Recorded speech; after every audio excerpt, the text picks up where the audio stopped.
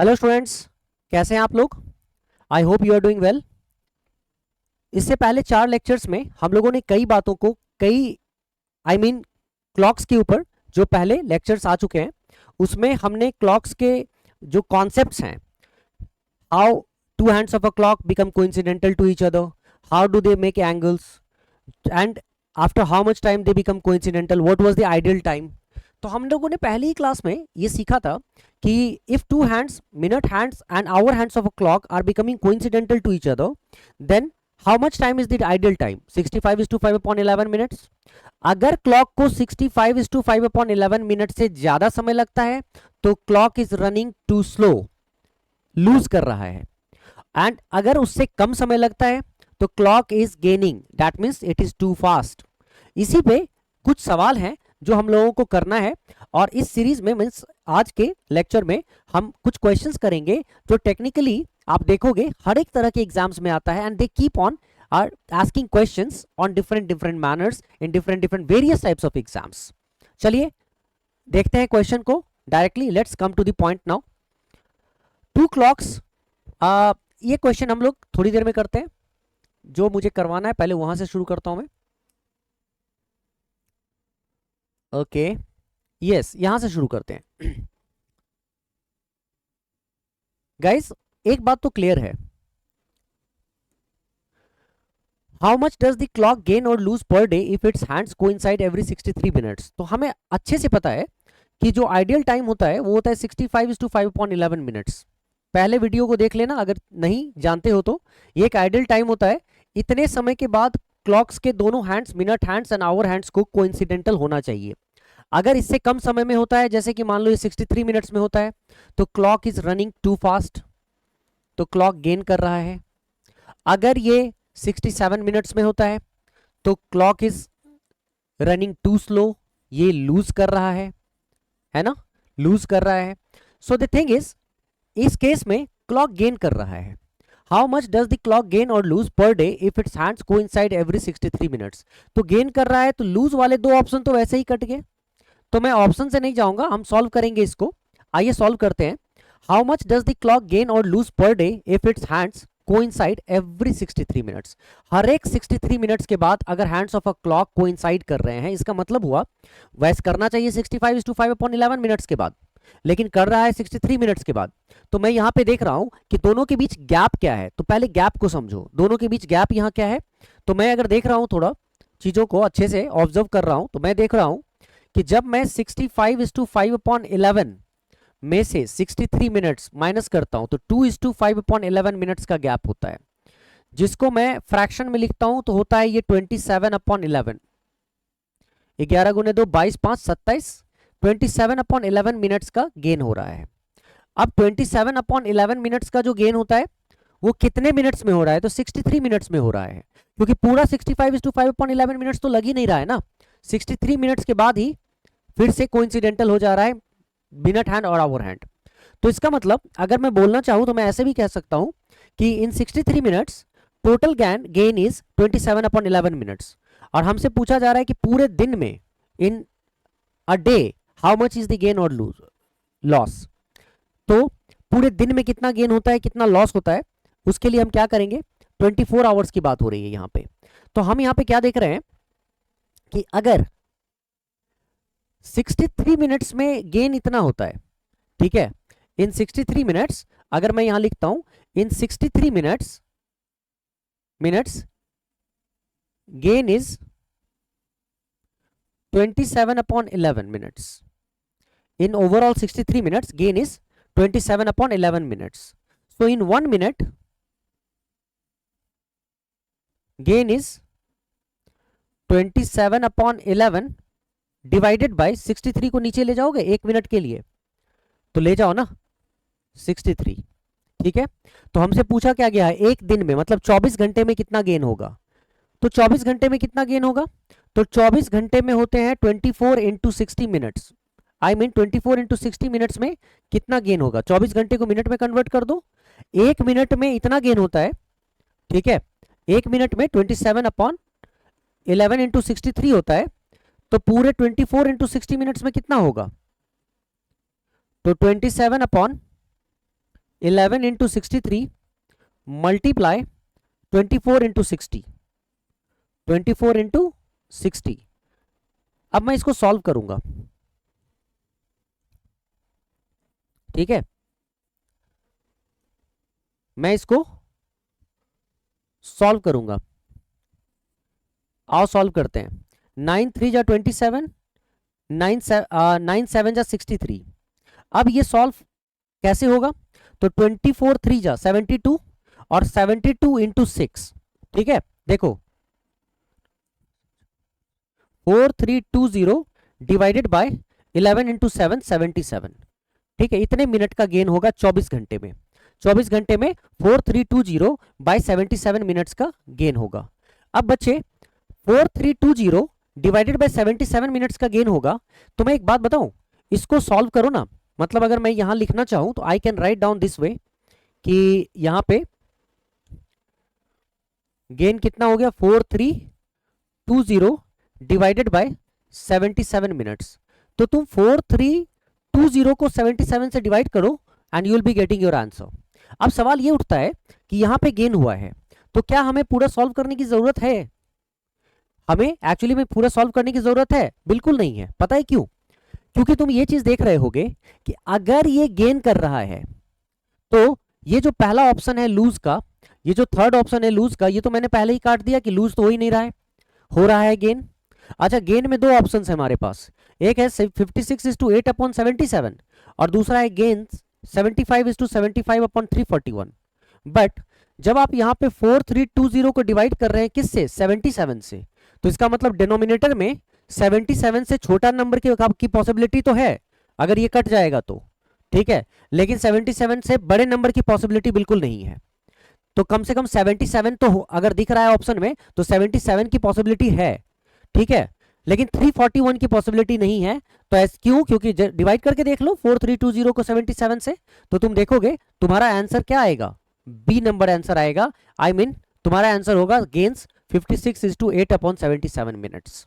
Solve करने की कोई जरूरत नहीं थी क्योंकि 341 तो डिनोमिनेटर में है ही नहीं यहाँ पे, ठीक है, तो 341 तो आ ही नहीं सकता है। तो वाई टू सॉल्व?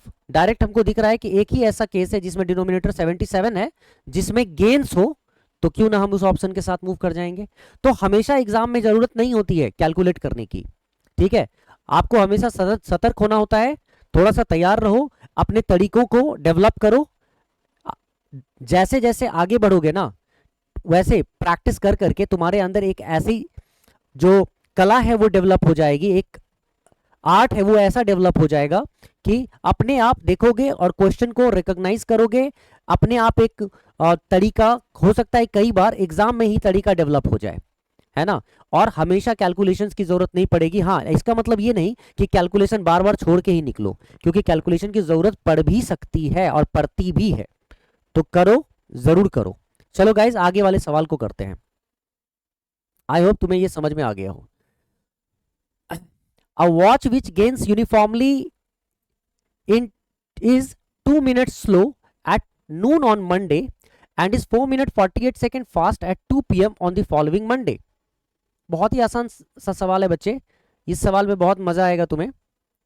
कहा जा रहा है एक वॉच है जो यूनिफॉर्मली गेन करता है, 2 मिनट्स स्लो दिखता है noon on Monday at 2 minutes slow at noon on Monday. Noon on Monday means 12 बजे दोपहर, मंडे को, सोमवार को 12 बजे दोपहर को ये घड़ी 2 मिनट स्लो दिख रहा होता है। लेकिन अगले मंडे को, फॉलोइंग मंडे, देखो क्या है, अगले मंडे को, फॉलोइंग मंडे मतलब नेक्स्ट वीक मंडे को कितने बजे? 2 बजे। इस बार 12 बजे की बात नहीं हो रही है, अगले मंडे 2 बजे ये घड़ी 4 मिनट 48 सेकंड फास्ट दिख रहा होता है और यूनिफॉर्मली गेन करता है। तो सवाल पूछा जा रहा है व्हेन वाज इट करेक्ट, कब वो करेक्ट था। तो अब देखो बच्चे एक बात बताओ, जब ये घड़ी यूनिफॉर्मली गेन कर रहा है 2 मिनट्स, मतलब कैसे गेन कर रहा होगा? पहले तो ये वेट हाँ, पहले तो ये क्या होगा, 2 मिनट स्लो दिख रहा है ना। आज मंडे है, मंडे का दोपहर 12 बज रहा है, 12 नून, ठीक है, 12 नून, आज 12 नून 12 बजे है। अगले मंडे 2 बजे की बात हो रही है, तो सबसे पहले तो हमें यह देखना है कि आज के 12 बजे से लेकर अगले मंडे के 2 बजे तक कितने घंटे का सफर है। तो मैं कैसे निकालूंगा, पहले तो आज मंडे के 12 बजे से नेक्स्ट वीक के मंडे के 12 बजे तक 12 to 12 7 दिन होते हैं, एक दिन में 24 घंटे होते हैं, तो 7 और 24 दोनों को गुना किया तो 168 घंटे हो जाएंगे। ठीक है, 168 घंटे हो जाएंगे। साथ ही साथ ये संडे 12 बजे, आज के संडे 12 बजे से नेक्स्ट वीक के संडे 12 बजे, सॉरी मंडे, आज मंडे 12 बजे से नेक्स्ट वीक के मंडे 12 बजे तक का 168 घंटा है। अब इसमें 2 घंटे और ऐड कर दूं, क्यों, क्योंकि 12 से 12 168 था, लेकिन अगले मंडे को 12 बजे की बात नहीं हो रही, 2 बजे की बात हो रही है, तो अगर आप 2 घंटे यहां पे ऐड कर दोगे तो ये हो जाता है बच्चे 170 घंटा। ठीक है, तो 170 घंटे का सफर तय हुआ है आज मंडे 12 बजे दोपहर से नेक्स्ट वीक मंडे 2 बजे दोपहर तक का, है ना। अब कहा जा रहा है कि आज दोपहर 12 बजे जब देखा गया था मंडे को, आज मंडे 12 बजे दोपहर देखा गया था तो घड़ी 2 मिनट स्लो थी, और अगले मंडे 2 बजे देखा गया तो घड़ी 4 मिनट 48 सेकेंड फास्ट है।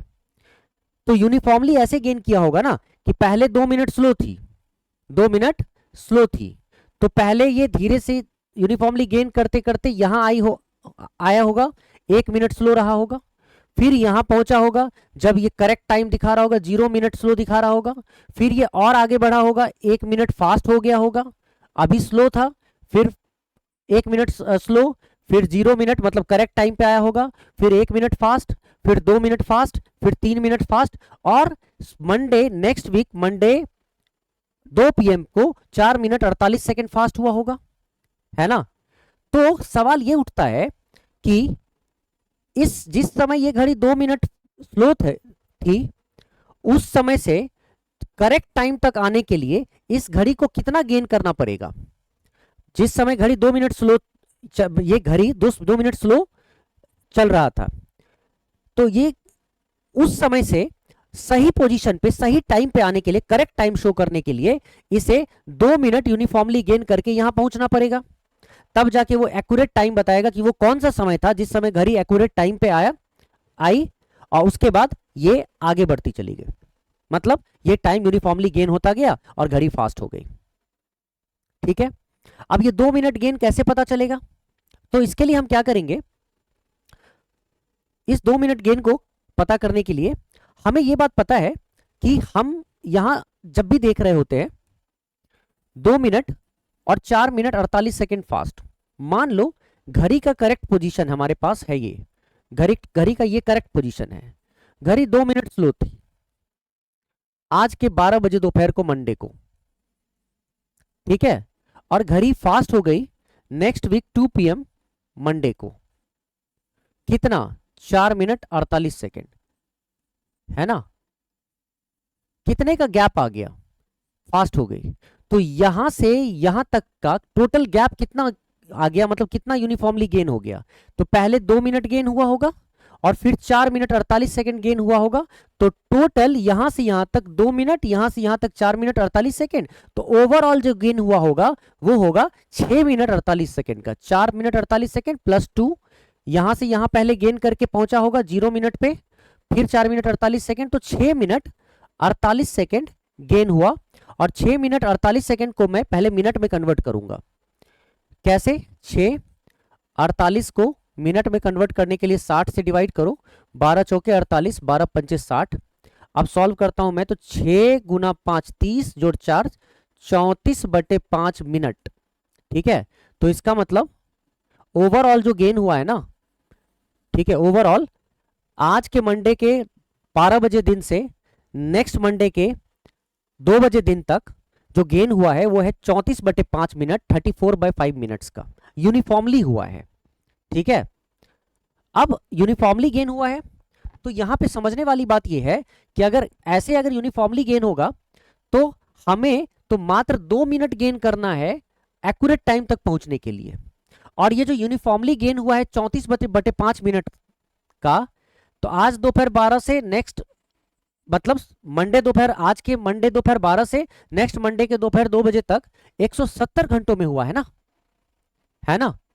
तो अब हमको कैसे देखना है, हमें इसको ऐसे लिखना होगा कि 34/5 minutes uniformly gain in 170 hours, पूरे 170 घंटे में इतना gain. 1 minute gain in 170 divided by 34/5 नीचे जाएगा, तो 34 नीचे गया, अपॉन 5 जो नीचे है वो ऊपर की ओर शिफ्ट हो जाएगा 5, इतने आवर्स में 1 मिनट कितने आवर्स में होगा, तो 34 पंचे 70, 25 घंटे में 1 मिनट का गेन होगा, 25 घंटे में 1 मिनट का गेन होगा। तो बच्चे एक बात बताओ, 25 घंटे में अगर 1 मिनट का गेन होगा 25 घंटे में, तो हमसे पूछा गया है कितना मिनट गेन करना पड़ेगा, तो 2 मिनट घड़ी गेन करेगी, 2 मिनट के गेन के बाद घड़ी करेक्ट टाइम बता देगा। तो इस कंडीशन में 1 मिनट का गेन 25 घंटे में, तो 2 मिनट का गेन 25 गुना 2 50 घंटे में हुआ होगा। मतलब 50 घंटे मंडे के 12 बजे दोपहर से अगले मंडे के 2 PM तक 170 घंटे में 34/5 मिनट का गेन, तो 1 मिनट के लिए 25 घंटे का समय लगता है, तो 2 मिनट गेन करके एक्यूरेट टाइम पे आया होगा, तो उसमें 50 घंटे का समय लगा होगा। तो आपको मंडे दोपहर 12 बजे से 50 घंटे जोड़ लो, जो भी आएगा उस वक्त घड़ी ने सही समय दिखाया होगा। तो मंडे 12 बजे से अगले ट्यूसडे 12 बजे तक 24, उसके अगले वेडनेसडे 12 बजे तक 48, ठीक है। और अगर 12 बजे वेडनेसडे 12 बजे तक 48, तो और 2 जोड़ दोगे तो वेडनेसडे 2 PM 50 घंटे पूरे हो जाएंगे। तो इसका मतलब वेडनेसडे 2 PM को इस घड़ी ने करेक्ट समय दिखाया था, करेक्ट टाइम दिखाया था। आई होप ये तुम्हें समझ में आ गया हो। देखो मैं कई बार बताता हूं, इसको छिलके की तरह छील देता हूं, इसलिए कि मैं नहीं चाहता कि तुम्हें किसी तरह की प्रॉब्लम्स हो, ठीक है। इजी करो, अपने सवालों को आसान करो, ठीक है। ये तो बहुत आसान है। The rotation undergone by the minute hand of a clock as it traverses a distance 255 minutes is, okay, 255 minutes. तो ये बहुत आसान है बच्चे। यहां इसका कहने का मतलब है कि मिनट हैंड अगर 255 मिनट का मूवमेंट ले तो कितना रोटेशन लेगा, मतलब कितना डिग्री एंगल बनाएगा। ये बहुत ही सीधी सी बात है। 60 मिनट में जो एंगल बनता है वो है 360 डिग्री का। 1 मिनट में जो एंगल बनता है वो है 6 डिग्री का, है ना। 1 मिनट में 6 डिग्री का, तो 255 मिनट में जो एंगल बनेगा, ठीक है, 255 मिनट में जो एंगल बनेगा वो कितना होगा, 6 पंचे 30, 6 पंचे 30, 3 33 और 6 दूने 12, 3 15, 1530 डिग्री का, है ना। तो ये ना, ये इन सब क्वेश्चन को तो मैं देखूंगा भी नहीं, क्योंकि मुझे पूरा यकीन है कि तुम इन क्वेश्चंस को बहुत अच्छे से कर सकते हो, और ये तो ऑलरेडी हम लोग पिछले वीडियो में कर चुके हैं। तो ये 1530 डिग्री देख लो, ऐसे ऐसे क्वेश्चन को मत छोड़ना गाइज, बहुत आसान होते हैं। चलो अब इससे पहले वाले क्वेश्चन पे चलते हैं। ओके, ये भी एक क्वेश्चन है, कर लेते हैं। 2 clocks were set right at noon on Sunday. One gains 2 minutes and the other loses 3 minutes in 24 hours. What will be the true time when the first clock indicates 3 PM on Wednesday? ये बहुत ही आसान सा सवाल है, तुम्हें मैं समझाता हूं कैसे। देखो बच्चे, 2 clocks were set right at noon on Sunday, वही बात हो गई ना कि दोपहर संडे के 12 बजे 2 क्लॉक को सेट कर दिया गया, करेक्ट टाइम पे कर दिया गया। अगर वो इधर उधर होंगे भी तो उनको क्या कर दिया गया, करेक्ट टाइम पे कर दिया गया, संडे 12 बजे। अब उसमें से एक जो क्लॉक है वो 2 मिनट गेन कर रहा है, और दूसरा क्लॉक है जो 3 मिनट लूज कर रहा है हर एक 24 घंटे में। एक क्लॉक है जो 24 घंटे में 2 मिनट गेन कर रहा है, और दूसरा क्लॉक है जो 24 घंटे में 3 मिनट लूज कर रहा है, ठीक है। What will be the true time when the first clock indicates 3 PM on Wednesday? तो पूछा जा रहा है कि Wednesday 3 PM को कौन सा, मतलब ये जो फर्स्ट क्लॉक है वो क्या समय बता रहा होगा। अब इसमें ज्यादा सोचने वाली बात नहीं है, बहुत ही आसान सा सवाल है, बस तुम्हें यह समझना पड़ेगा कि पहले तो बात किसकी हो रही है, पहले क्लॉक की। अगर पहले क्लॉक की बात हो रही है तो बस पहले क्लॉक की बात करो ना, दूसरे क्लॉक में लूज हो रहा है कि गेन हो रहा है उससे हमें क्या मतलब है। तो हम क्या देख रहे हैं, पहले हम ये देख लेते हैं कि आज दोपहर 12 बजे से वेंसडे को 3 बजे तक कितने घंटे हो जाते हैं।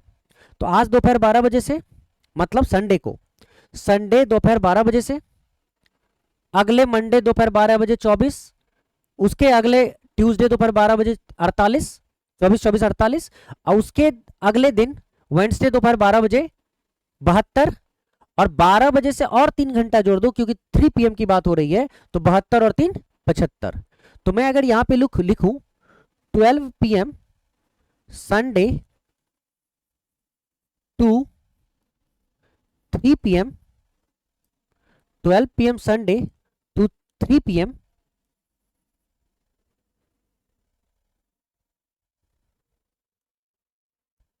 ओके, 3 PM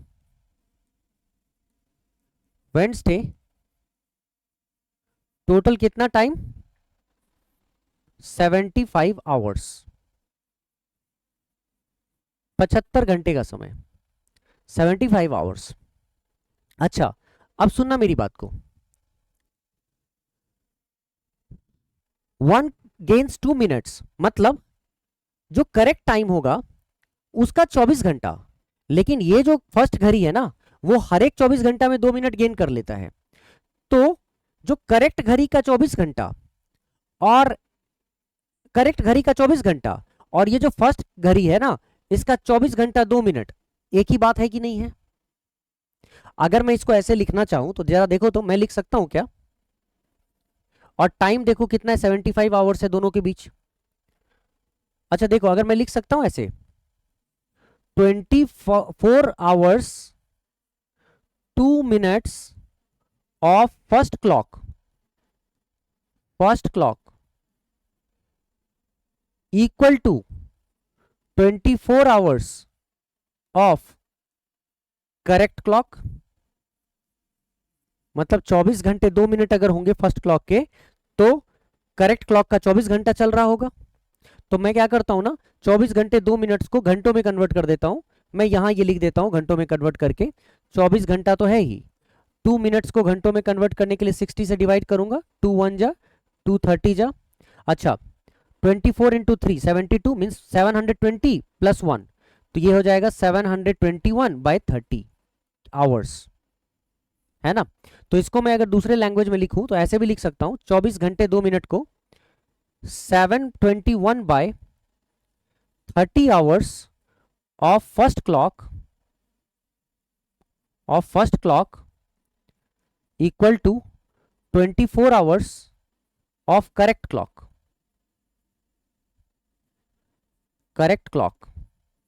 ठीक है। तो 1 hour of first clock equal to 24 divided by 721 नीचे जाएगा, 721/30, 721/30 नीचे जाएगा, तो ये जो बाय 30 था वो ऊपर की ओर आ गया, और हम कहेंगे 1 hour of first clock is equal to 24 into 30/721 hours of correct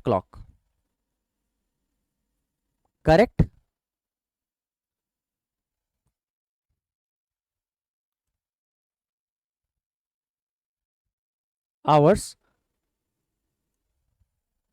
of correct clock, ठीक है। तो एक्चुअली में कितने आवर्स तक देखना था हमें, संडे 12 PM से वेडनेसडे 3 PM 75 आवर्स हमें देखना था। तो मैं अगर यहां पे बोलूंगा 75 hours of first clock equal to 1 hour of first clock is 24 into 30/720 hours of correct clock, तो 75 hours of first clock equal to 24 into 30 into 75 upon 720 hours of correct clock, okay, correct clock. अब इसको मैं solve करूंगा ना, अगर मैं इसको solve करूंगा तो देखो, ठीक है, ये सॉल्व करके आएगा 50, 24 75 इंटू 72, 54,000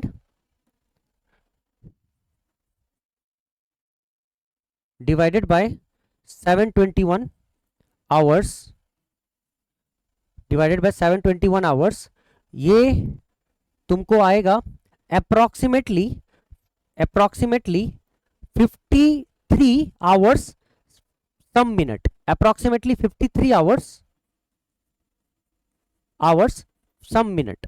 अब एग्जैक्ट कैलकुलेशन की जरूरत नहीं पड़ेगी, ठीक है, 53 आवर्स फ्यू मिनट्स। अब ये फ्यू मिनट्स क्या है, तो ये एग्जैक्ट कैलकुलेट करके ही पता चलेगा, बट हमें अप्रोक्सीमेटली में आंसर दिया गया है, तो हमें अप्रोक्सीमेटली में एक बार चेक करना चाहिए कि अगर यहाँ पे 3 बज रहे होंगे, ठीक है, माई मिस्टेक, 53 नहीं, 74, क्योंकि 75 पूछा गया ना ये, एक सेकेंड इसको ठीक करो, माई मिस्टेक हियर, ये गलती से लिखा है, अप्रोक्सीमेटली ये होगा 74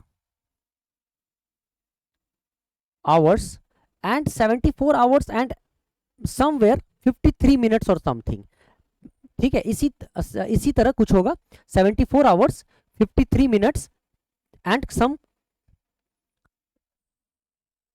74 hours 53 minutes and few seconds, कुछ तो ऐसा होगा कि मतलब ये 54 मिनट्स की तरह हम इसको कंसीडर कर सकते हैं। मतलब मैं फिर से एक बार रिपीट करता हूं, समझना इस बात को, ठीक है, ये कैलकुलेशन है, सिंपल कैलकुलेशन है कि अगर मैं 24 hours 2 minutes of first clock करूं, ठीक है, पहले क्लॉक का 24 घंटा 2 मिनट करेक्ट क्लॉक का 24 घंटा के इक्वल, अगर इसको मैं आवर्स में कन्वर्ट करूंगा तो 721/30 आवर्स ऑफ फर्स्ट क्लॉक मैं लिखूंगा 24 आवर्स ऑफ करेक्ट क्लॉक। अगर मैं 1 आवर ऑफ फर्स्ट क्लॉक निकालूंगा तो वो होगा 24 इंटू 30 बाय, क्योंकि यहां पे 24 के नीचे 721/30 जाएगा तो 30 इज गोइंग अपवर्ड, तो 24 into 30 by 721 hours of correct clock होगा। तो ऐसा ही कंडीशन में अगर मैं 75 आवर्स, क्योंकि मैं गैप देख रहा हूं इनके बीच कितना था, यहां संडे 12 PM से वेडनेसडे 3 PM तक गैप था 75 आवर्स, तो 75 hours of first clock will be 24 into 30 into 75 by 721 hours of correct clock होगा, जिसको सॉल्व करने के बाद 74 आवर्स 53 मिनट्स के आसपास। मतलब कि अगर दोपहर 12 बजे से, जिस समय वो सही समय बता रहा था फर्स्ट क्लॉक, 75 घंटे के बाद 3 PM यहां पे फर्स्ट क्लॉक, यहां पे what will be the true time, तो फर्स्ट क्लॉक 3 PM बता रहा है, ठीक है, तो ट्रू टाइम क्या होगा, यहां ट्रू टाइम यहां पे 74 आवर्स 53 मिनट्स है केवल, इसका मतलब 7 मिनट कम, 6-7 मिनट, 53 मिनट्स फ्यू सेकेंड्स, ये अप्रोक्सीमेटली 54 मिनट्स के आसपास तुम मान के चलो ये होगा, क्योंकि 53 मिनट्स तो कहीं है ही नहीं ऑप्शन में, तो कहीं ना कहीं 74 आवर्स 53 मिनट्स और फ्यू सेकंड्स जरूर रहा होगा, जिसको अप्रोक्सीमेटली 54 मिनट लिया गया है।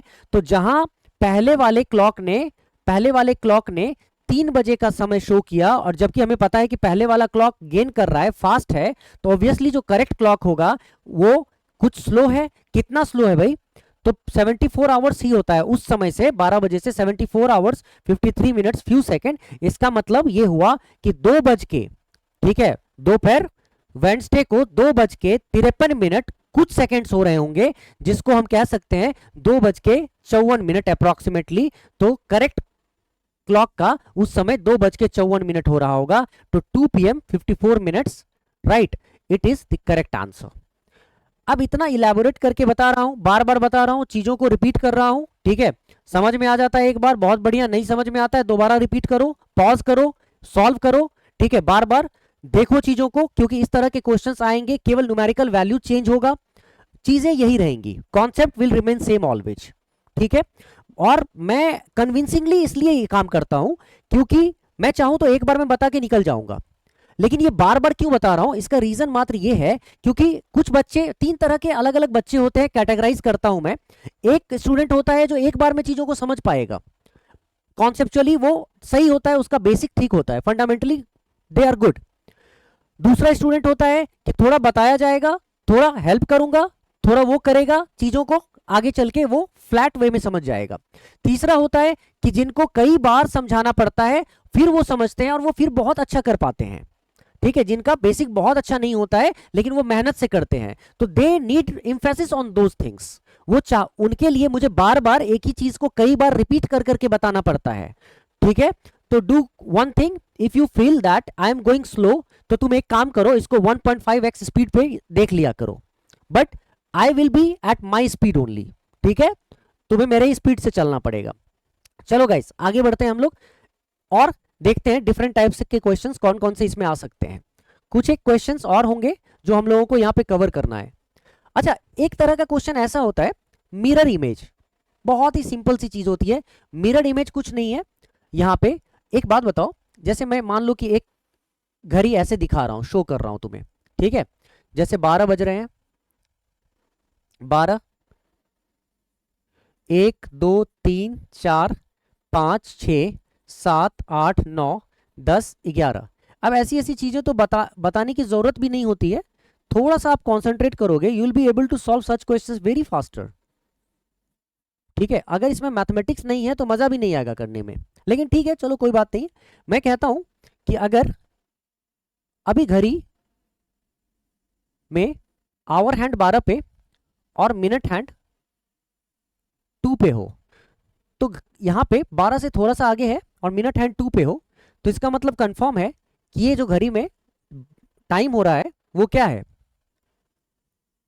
12:10 का।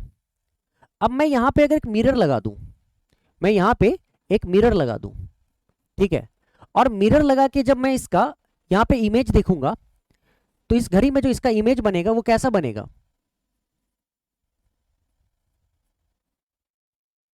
देखो तो,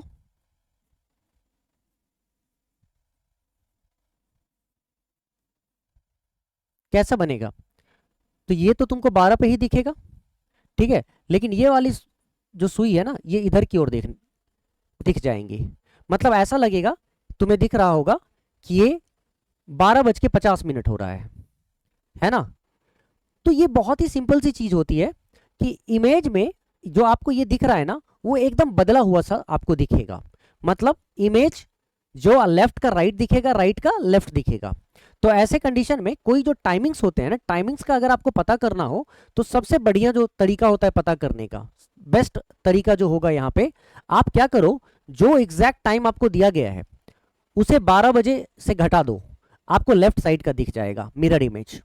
ठीक है, मतलब अगर मैं इसको ऐसे दिखाऊं, शो करूं, ठीक है, मैं अगर इसको शो करूं तो क्या मैं ऐसे शो कर सकता हूं ना, जैसे मान लो यहाँ पे आवर हैंड कुछ तो यहाँ पे है और मिनट हैंड 6 पे है। ठीक है, तो ये क्या हो रहा है, ये 5:30 पे 5:30 हो रहे हैं। अगर मैं 12 में से 5 आवर्स 30 मिनट्स माइनस कर दूं, ठीक है, तो यहां पे क्या बचेगा, ये आपको होगा 6 आवर्स 30 मिनट्स, माइनस करोगे ना बच्चे, तो 6:30 आपको जब मिरर इमेज इसका देखोगे तो यहाँ पे मिरर इमेज ऐसा दिखेगा, ये आपको आवर हैंड ऐसा दिखेगा और मिनट हैंड फिर ऐसा दिखेगा। ठीक है, देखो तो फिर से 6 और 7 के बीच में आवर हैंड और मिनट हैंड 6 पे, तो यहाँ कैसा दिख रहा है, 6:30। तो ये 6:30 कैसे आया, 12 बजे में से ही घटाया तुमने, तब तो 6:30 आया। ठीक है, कहने का मतलब 5:30 को अगर मैं लिखूं तो 5.5 कर दो मान लो, तो ये आता है 11/2। समझते जाओ बच्चे, अगर 5:30 को अगर मैं यहां लिखूं तो 11/2 मतलब ये होता है 5.5। 11/2 मतलब 12 इंटू 2 24, 24 माइनस 11, 24 माइनस 11 इज 13/2, और 13/2 क्या होता है 6.5, दैट मीन 6.5, और 6.5 क्या होता है 6 आवर्स 30 मिनट्स। तो ये बार बार बताने की चीज नहीं होती है, आपको समझ में आ जाना चाहिए कि मिरर इमेज, अगर आप किसी भी टाइम का मिरर इमेज देखना चाहते हैं तो 12 बजे में से आपको वो टाइम सब्ट्रैक्ट कर देना है, अपने आप मिरर इमेज आपको दिख जाएगा। तो अगर सवाल में कहा जा रहा है if the actual time shown on the clock is 6 hours 45 minutes then what does it show on the mirror. तो 12 बजे में आपको 6 घंटा 45 मिनट वाले टाइम को माइनस करना पड़ेगा, तो ये हो जाएगा 5:15। ठीक है, 5 hours 15 minutes, और ये आपका करेक्ट आंसर होगा। ठीक है, आपका आंसर होगा D number. I hope you understood it. Okay, one last question from the topic आज करेंगे और फिर उसके बाद इस टॉपिक को यहीं पे क्लोज करेंगे। और जो बाकी क्वेश्चंस आएगा ना बच्चे, क्वेश्चन का लेवल ऑफ डिफिकल्टी को मैं बहुत रेज करूंगा, लेकिन पहले इसे तो समझो, इन तरह के क्वेश्चंस को तो करो। इन तरह के जो तमाम क्वेश्चंस हैं, इसको करने के बाद you will B in positions to tackle maximum questions asked in the examination and various types of examination। ठीक है, चलो गाइस,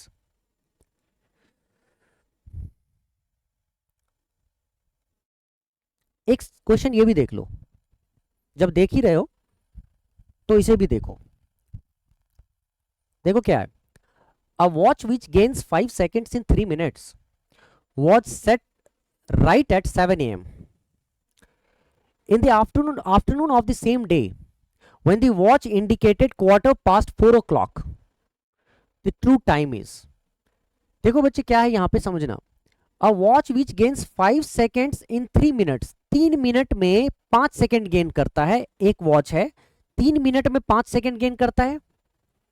अब कहा जा रहा है कि उसको राइट सेट कर दिया गया था 7 बजे सुबह, 7 AM, आफ्टरनून उसी दिन, in the afternoon of the same day when the watch indicated 4:15। 4:15 का मतलब होता है 4:15। जब watch in the afternoon of the same day when the watch indicated 4:15 o'clock, the true time is, मतलब उस वॉच को सेट किया गया, लेकिन वो वॉच क्या कर रहा है, 5 सेकेंड में 3 मिनट गेन करता है, हर एक 5 सेकेंड में, सॉरी, हर एक 3 मिनट में 5 सेकेंड गेन करता है। मैंने उल्टा बोला, इसको ठीक से सुनो, 3 मिनट में 5 सेकेंड गेन करता है। तो ऑब्वियसली ये वाला जो क्लॉक है वो गेन करेगा, फास्ट हो जाएगा। तो जब आपने उसी दिन सेम डे उस वॉच को देखा तो उस वॉच ने इंडिकेट किया टाइम 4:15, 4:15। तो एक्चुअली में टाइम क्या हो रहा था ये पूछा जा रहा है। चाहो जरा फटाफट सवाल का आंसर निकालते हैं। पहले तो ये चेक करो कि 7 बजे सुबह से लेकर, ठीक है, 7 AM से लेकर 4 PM, ठीक है, कितना आवर्स होता है, 4 PM 15 मिनट्स कितना आवर्स होता है, पहले तो ये चेक करो। ठीक है, तो होगा कितना, 7 और 5 12, 5 और 4 9। ठीक है, 9 मिनट 9 घंटे का समय होता है। यहां तक तो बात समझ में आ गई। 9 घंटे 15 मिनट, तो पहले 9 घंटे 15 मिनट, मतलब ये जो घड़ी 15 मिनट एक्स्ट्रा दिखा रही है, ऐसा भी तो हो सकता है ये घड़ी अभी पता नहीं है कि 15 मिनट एक्स्ट्रा ही दिखा रही है, लेकिन हम पहले ये देखना चाहते हैं कि 4 बजे तक, 7 बजे से 4 बजे तक ये घड़ी, ठीक है, का जो टाइम का डिफरेंस है वो होता है 9 घंटे का। अब मैं चेक करूंगा 9 घंटे में कितना मिनट का गेन करता है ना। तो यहां पे थोड़ा सा मैं देखूं अगर, तो मुझे ये समझ में आ रहा है कि 3 मिनट में 5 सेकेंड गेन करता है, तो 60 मिनट में कितना गेन करेगा। तो देखो, तो 60 को 3 से डिवाइड करो और 5 से गुना कर दो, मतलब ऐसे लिखते हैं हम, 5 सेकेंड में 5 सेकेंड का गेन 3 मिनट में। ठीक है, देखोगे तो समझ में आएंगी चीजें। 3 मिनट में 5 सेकेंड का गेन, 1 मिनट में 5/3 सेकेंड का गेन, 60 मिनट में 5/3 गुना 60 सेकेंड का गेन। ठीक है, और हमसे बोला क्या गया है कि चला चेक करो तो 9 घंटे में कितना गेन है। ठीक है, 9 घंटे में कितना गेन, तो गुना 9। अगर मैं 9 घंटे में गेन निकालूं तो 3 तिया 9, ठीक है, 60 पंचे 300 और 300 गुना 3 900। इसका मतलब यहां पे 900 सेकंड का गेन दिख रहा है, और 900 सेकंड का मतलब होता है कितना मिनट गाइस? तो 900 को मैं 60 से डिवाइड करूंगा तो ये होता है 15 मिनट। ठीक है, 15 मिनट। तो ठीक से समझना, फिर से इतना बार बार लिखने की जरूरत नहीं है, ये तो मैं समझा रहा हूं, इसीलिए मैं इतनी चीजों को बार बार लिख के और गहराइयों से समझाने की कोशिश करता हूं। डीपली मैं कैलकुलेशन में जाता हूं कि 3 मिनट में 5 सेकंड का गेन, तो 1 मिनट में 5/3 5/3 सेकंड्स का गेन। ठीक है, और 60 मिनट में मतलब 1 घंटे में 5/3 इंटू 60 सेकंड्स का गेन। अब तुम्हें कहा जा रहा है कि 9 घंटे तक, क्योंकि 7 बजे से 4 बजे तक मैं चेक कर रहा था कितने घंटे होते हैं, तो 9 घंटे होते हैं। तो मैंने जैसे ही 9 से गुना किया 9 घंटे, तो 9 घंटा इंटू 60 सेकेंड, तो मैंने देखा टोटल 900 सेकेंड्स का गेन होता है। मतलब 9 घंटे में इस घड़ी ने 900 सेकेंड का गेन किया, और 900 सेकेंड को मैंने जब कन्वर्ट किया मिनट में 60 से डिवाइड करके, तो मिनट आया 15। तो इसका मतलब पहले वाले इस वाले घड़ी ने, ठीक है, 15 मिनट गेन किया था। तो अगर 15 मिनट गेन किया है तो इसका मतलब ये हुआ कि अगर ट्रू टाइम 4 o'clock होगा, मतलब 7 बजे से 9 घंटा जोड़ोगे, तो ट्रू टाइम 4 बजे अगर हो रहा होगा, 4 बज रहे होंगे, ट्रू टाइम पे 4 बज रहे होंगे, तो इस घड़ी में 4:15 हो रहे होंगे। तो ऑब्वियसली यहां पे 4:15 तो हो ही रहा है ना, तो इसका मतलब जो एक्यूरेट टाइम होगा वो 4 बजे का हो रहा होगा, और इसीलिए मैं बी आंसर 4 PM के साथ जाना चाहूंगा। आई होप तुम्हें इन क्वेश्चंस में मजा आया हो। क्वेश्चन इजी था, थोड़ा समझने वाली चीजें होती है, टेक्निकलिटीज को समझो, जितना समझोगे उतना मजा आएगा। इसके अगेंस्ट भी हम लोग कर सकते थे, अगर मान लो इसका उल्टा करते, 3 मिनट में 5 सेकेंड।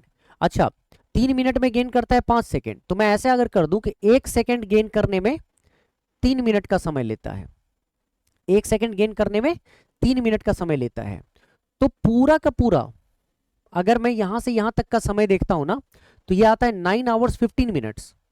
तो 9 hours 15 minutes को मैं अगर सेकेंड्स में कन्वर्ट करूं, 9 hours 15 minutes को, तो पहले तो 9 hours क्या होता है, 9 इंटू 60 मिनट्स, 60 इंटू 60 सेकेंड्स, और 15 मिनट्स को भी 50 इंटू 60, 15 इंटू 60।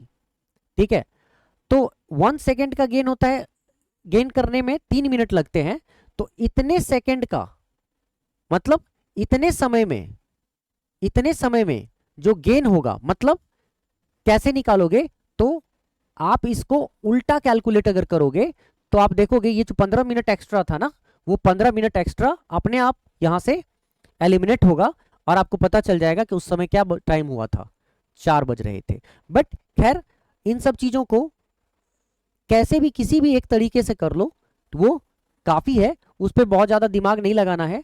मैं अभी यहाँ पे इसको कैलकुलेट करके, ठीक है, कंफ्यूजन क्रिएट नहीं करना चाहता हूँ। किसी और दिन मैं इसको दूसरे तरीके से भी, मतलब उलट के भी बताऊंगा कैसे कर सकते हैं हम लोग, डिफरेंट अप्रोच के साथ बताऊंगा। बेटर है अभी जो सीखा है उसको अच्छे से देखो, बढ़िया से दिमाग लगाओ, प्रैक्टिस करो, सेम टाइप के क्वेश्चंस को देखो, जितनी ज्यादा क्वेश्चंस को करोगे उतना ही बेटर यहाँ पे अंडरस्टैंडिंग भी डेवलप होगा, और प्रैक्टिस से तो परफेक्ट हो ही जाओगे, डर भी नहीं लगेगा। क्वेश्चंस देखोगे you will be able to handle it quickly. चलो गाइस, आज के लिए रहने देते हैं। Thank you so much, take care, Jai Hind. मिलते हैं नेक्स्ट सेशन में, नेक्स्ट कॉन्सेप्ट के साथ, नेक्स्ट टॉपिक के साथ। Bye bye.